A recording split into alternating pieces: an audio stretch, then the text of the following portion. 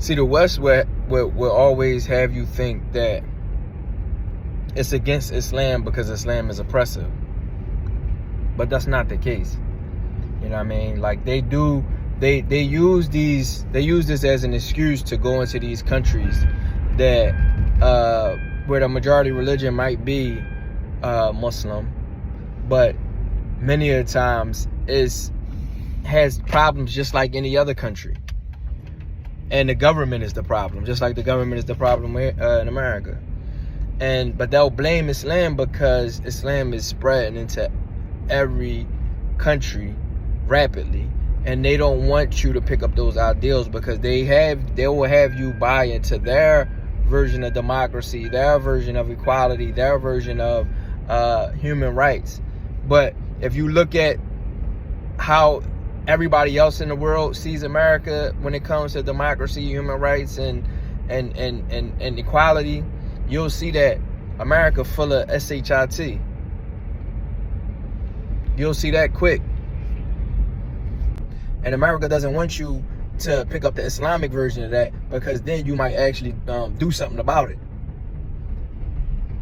Because Islam has the answers to all of the problems that we have. The way that we raise our kids, the way that we treat our teenagers. You know what I'm saying? Because there's a difference between how you raise children and how you cultivate teenagers into adults.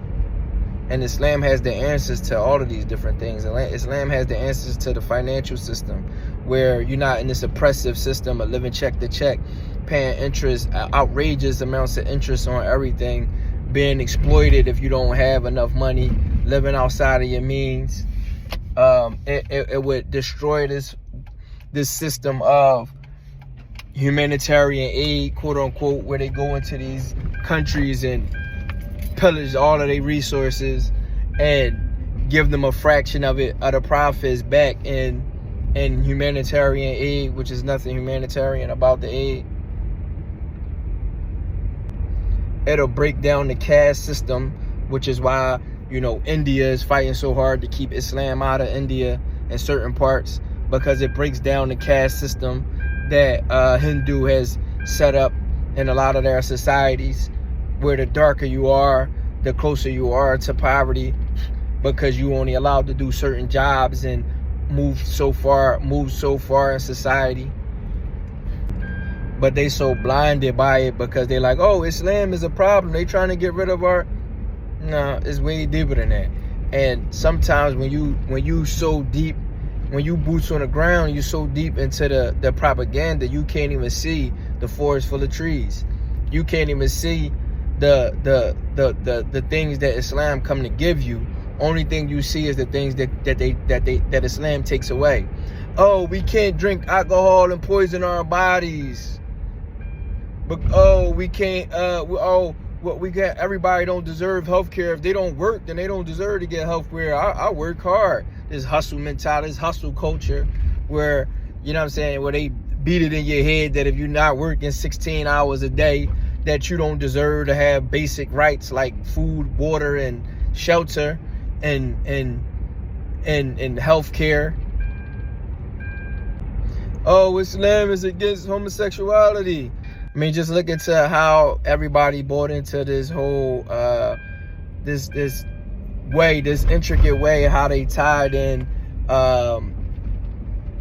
gay rights into the civil rights movement, intertwined it so deep that now if you have a comment on anything, then you not only are homophobic, you are racist or a bigot. They'll call you a bigot. And it's like, if you just sit back and look, these same people that are fighting against quote unquote woke, the woke movement, which they hijacked the word woke, so I hate using it this way, but they hijacked the movement. They fighting against woke, and they fighting against all of the things that they turn around and say that Islam is the enemy of. you get that? You know what I'm saying? Because it's one of the basic conservative values. You know what I'm saying? But they'll say that they believe in Judeo-Christian values, and which is a complete contradiction. And But and if you think about it, right, you think about the whole Judeo-Christian thing. Who was the original persecutor of the Jews? You ever think about that? I mean, I'll give you a hint. It wasn't Muslims. But anyway, create a new untouchable class of people. And that's what it's really about. It's about giving the people in power spaces where they can say whatever they want and you can't say anything back to them, because if they want to continue to write history, they have to be able to go uncontested. I mean, like, we could just use a simple example of how nowadays the parents, like, you can't say nothing to your child. You can literally see children, like, it's this video that's going viral now, children twerking on the table and patting each other on the butt, talking about they outside. And you know what I'm saying? And it's like, they can't be no older than 7-year-olds, but they doing what they see. So now I need my autonomy so that I can be able to be as ignorant as I want, but still be taken care of. I don't have to contribute anything to society, but I could take everything out of society. And if you think about it, when it comes to being conservative, that's the real issue that conservatives have with America. They don't want people that don't contribute anything to society, who are able to pull out of a system and get, you know, quote unquote, taken care of. But the problem with the way the conservatives do it is that they don't want to acknowledge any of the things that cause these behaviors. You know what I'm saying? They don't want to touch their profit margins. So they don't want to say anything about alcohol. They don't want to say anything about the rap industry. They don't want to say anything about industry. They don't want to say anything about, you know, systemic racism. They don't want to say anything about any of these things, because that affects their bottom line. And when people start to divest into these different things that have a hand in their systemic oppression, then it's bad for business. So they'll continue to spoon feed you the poison and then let you die, because they don't want you to take anything from that system that created your sickness. So then you have a system where the parents in certain communities are unable to care for their children, whether that's mental illness, whether it's just blissful ignorance, whether that's neglect.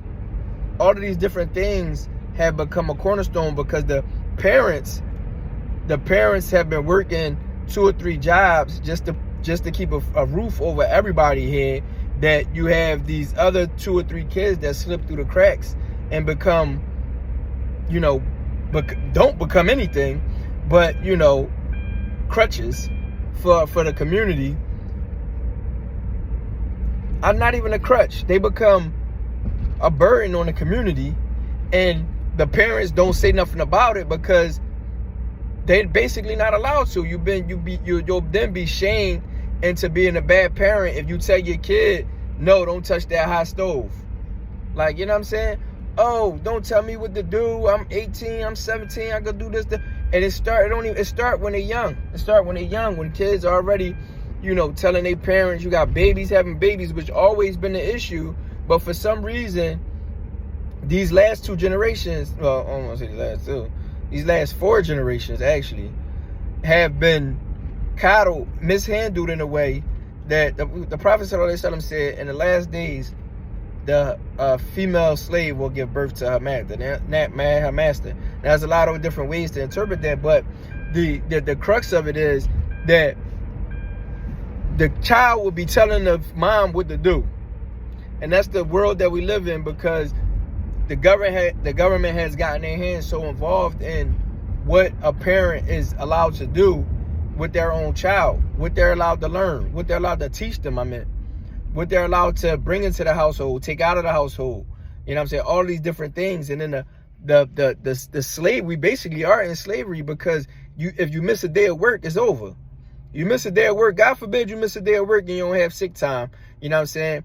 You'll end up in a situation that a lot of us end up in, especially in my community, which is homelessness and food insecurities, all of these different elements of society that are increased in my community because of the lack of resources. So you take a people that's already handicapped, it's like it's like seeing somebody on crutches, and then they need 2 crutches to walk, and then you take one of the crutches because you don't like how they do XYZ, or you take one of the crutches because you was able to do it with 1 crutch. Not looking into the history of that people, not looking into the things that created this situation and removing the thing that created this situation. And it's really been on my mind because I was just writing a letter, and I was thinking about the fact that the feds really allow a child to make these brash decisions, and almost to the point where they did something of great consequences, and then swoop in at the last moment to try to arrest everybody. But the thing that they was clearly waiting for was to implicate everybody in the family, even though it was clear that it was just one misguided teen.